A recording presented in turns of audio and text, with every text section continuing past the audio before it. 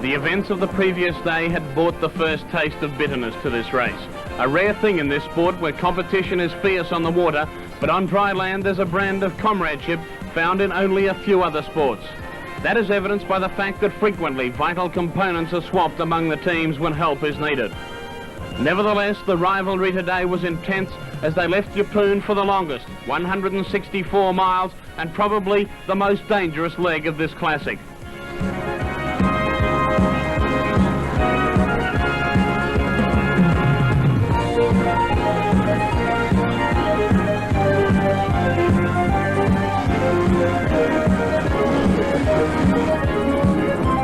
This would take the fleet further out to sea than before, and if rescue was needed, it would be a lengthy and costly process, as the boys aboard Spirit of Cairns would find out.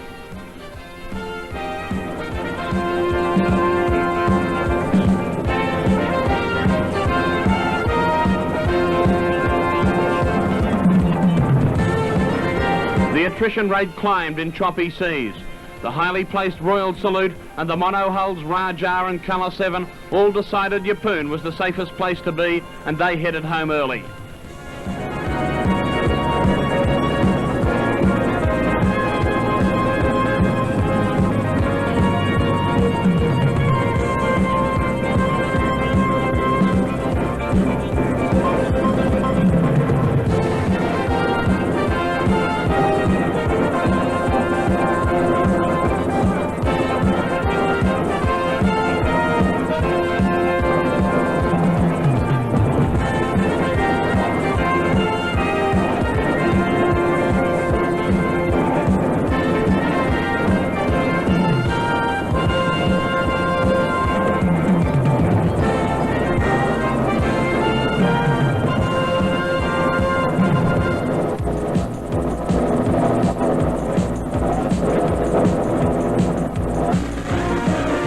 The sole remaining monohull, Stefan Shampoo, joined the Cats, which were revelling in these conditions.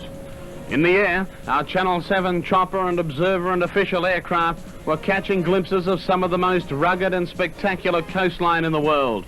Our track took us through the Shoalwater Bay Defence Training Area, opened with special government approval for the day. Not many in this country get a chance to witness these sights from such a close range, but the racers weren't concerned. Visor was having its problems, and it was a brave effort of endurance to even get the boat into Mackay.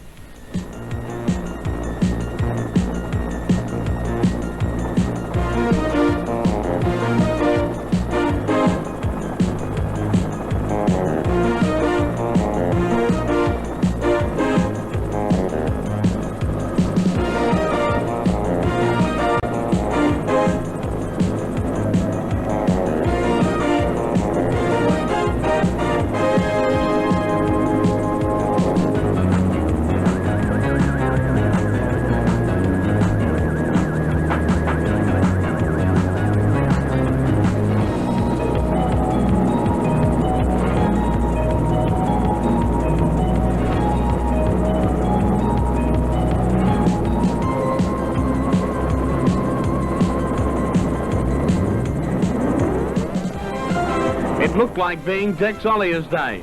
The jovial Bob McKnight had waited all race for these conditions, and finally they'd arrived, and he wasn't going to waste them. He pounded right alongside the others and was always near the lead.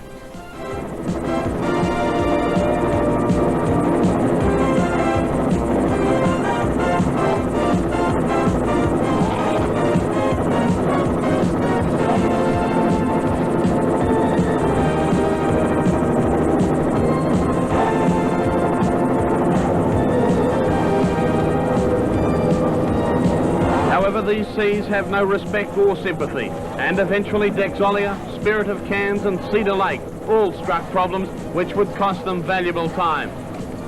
And on shore posed major headaches for organisers, as at one point it looked as if we might only get 2 or 3 boats home.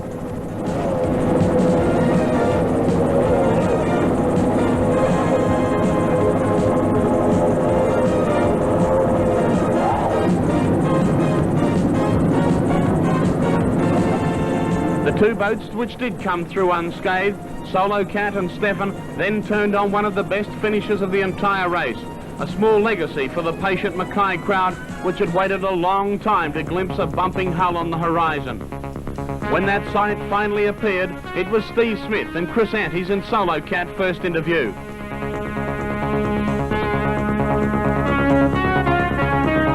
But Stefan, who steadfastly maintained he hadn't pushed his twin 540 horsepower motors to the limit, wasn't far behind. Perhaps it was time for Stefan and crew of McCarroll and Haynes to show us what this boat can do. And they did. The big pink machine was asked to stretch its legs, and it came with startling results, overhauling the courageous crew of Solo Cat within sight of the line and grabbing a heart-stopping victory, his fourth in 5 legs.